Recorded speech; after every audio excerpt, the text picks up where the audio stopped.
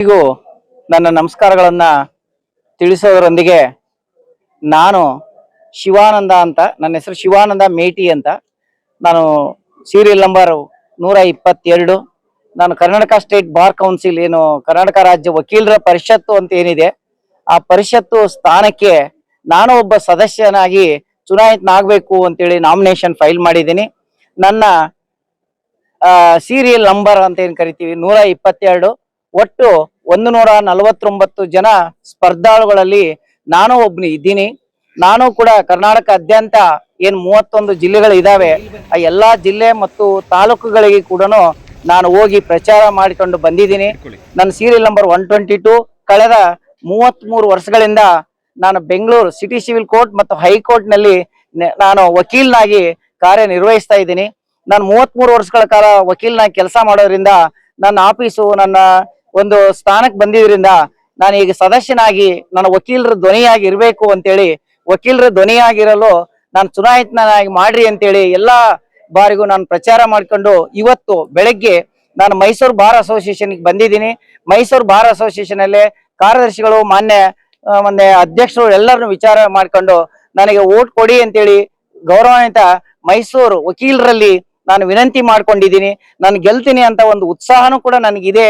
ನಾನು ಏನಾದ್ರು ಗೆದ್ದಿದ್ದಲ್ಲಿ ಮೊಟ್ಟ ಮೊದಲನಾಗಿ ವಕೀಲರ ಪ್ರತಿನಿಧಿಯಾಗಿ ನಾನು ಮಾಡೋದೇನು ಅಂತಂದ್ರೆ, ಈಗ ಏನ್ ಕೊಡ್ತಾ ಇದಾರೆ 8 ಲಕ್ಷ, ಅದು ಸಾಲದು.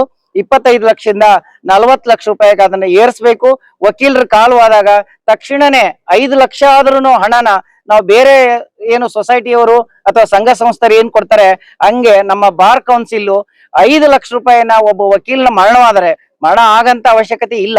ಬಟ್ ಆದ್ರೆ ಅದು ನಮ್ ಕೈಲಿಲ್ಲ, ದೇವ್ರ ಕೃಪೆ. ಅದು ಒಂದು ಆಕ್ಸಿಡೆಂಟ್ ಇರ್ಬೋದು ಅಥವಾ ಹಾರ್ಟ್ ಅಟ್ಯಾಕ್ ಇರ್ಬೋದು.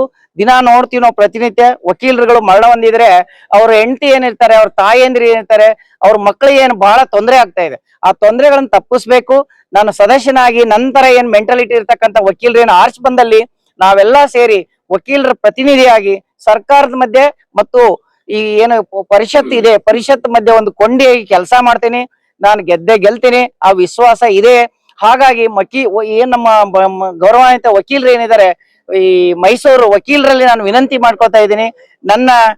ನಮ್ಮ ತಮ್ಮ ವಕೀಲರು ಏನ್ ನಿಂತಿದ್ದಾರೆ ಅವರು ಆದ್ಮೇಲೆ ನನಗೆ ಮೊದಲನೇ ಮತ ಅಥವಾ 2ನೇ ಮತ 3ನೇ ಮತ ಆದ್ರೂ ಸರಿ, ನನ್ನ ವಕೀಲರ ಸಂಘದಲ್ಲಿ ನಾನು ಕೂಡ ಒಬ್ಬ ಪ್ರತಿನಿಧಿಯಾಗಿ ಈ ಸದಸ್ಯನಾಗಿ ಇರೋದಕ್ಕೆ ಅವಕಾಶ ಮಾಡಿಕೊಡಿ, ನನ್ನನ್ನು ಚುನಾಯಿತನಾಗಿ ಕೇಳ್ಕೊಳ್ತಾ ಇದ್ದೀನಿ. ಹಾಗಾಗಿ ನಾನು ಶಿವಾನಂದ್ ಅಂತ ಬೆಂಗಳೂರು ವಕೀಲನಾಗಿದ್ದೀನಿ. ಹಾಗಾಗಿ ನನ್ನನ್ನ ಚುನಾಯಿತನಾಗಿ ಮಾಡ್ಕೊಡ್ರಿ, ನಾನು ವಕೀಲರ ಪ್ರತಿನಿಧಿಯಾಗಿ ಕೆಲಸ ನಿರ್ವಹಿಸ್ತೀನಿ ಅಂತೇಳಿ ಆ ವಿಶ್ವಾಸ ಇದೆ.